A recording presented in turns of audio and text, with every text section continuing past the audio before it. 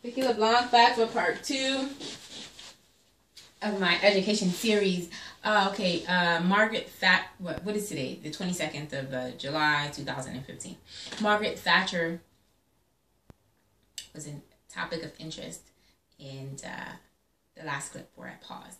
So let's take it from there. Who's running for president? What educational reform is in place and has been in place? What are we revisiting? Okay, so No Child Left Behind, introduced by George Bush, whom I voted for. Then Racing to the Top by Obama, a reform, an addendum to that, No Child Left Behind. After that, so Obama's been in office for 2 years. We're now back to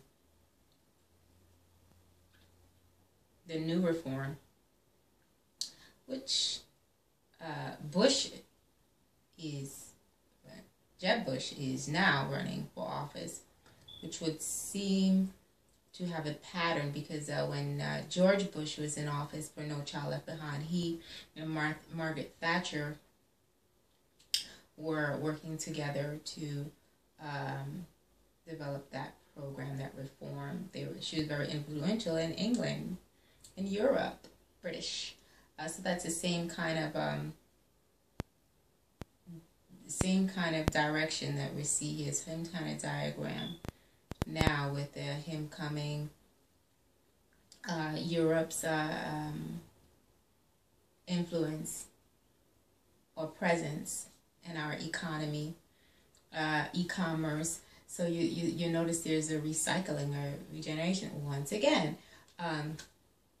That's why time patterns and are important. Every year you have a birthday, you celebrate it, you get older. So again, these increments are important to notice what happened during that 7-year cycle. During that cycle, why are we coming back to that? Why are we re-exploring that? Why is it that the same person who developed it and the location, the demographics of that is playing itself out again? What did it do for the economy back then? What are the intentions now? Who are the backers? Who's in the front line?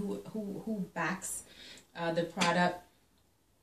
So I just want to keep you in mind. So again, Margaret Thatcher, No Child Left Behind, and then President Obama, and Racing to the Top, and now back to a No Child Left Behind reform. I haven't read it thoroughly. I'm not familiar with the fine-tooth comb. I know Jeb Bush wants to brand a progressive approach to Common Core, a different approach. That again, I just know the simple logistics. I don't know detail because I haven't been able to read as I would like. But convention is staged. Minnie McMenamin did mention that to me as well. So I'm not sure what the underlying play is, but it's not something for us to be ignored. It's not something for us to ignore. All right, I guess I've made myself clear. Okay, what's happening then?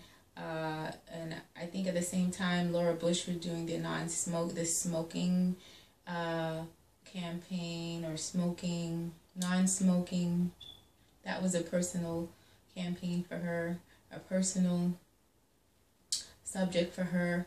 Then with Michelle Obama, she's big into weight and proper eating in the schools. But then again, when she began to get a certain amount of liberty, her backers got offended, or her backers became offended, and then sort of kind of misconstrued her message and tried to restrain her freedom And now I see there's another turnaround with that she's becoming a bit more free and addressing healthy eating topics and selections.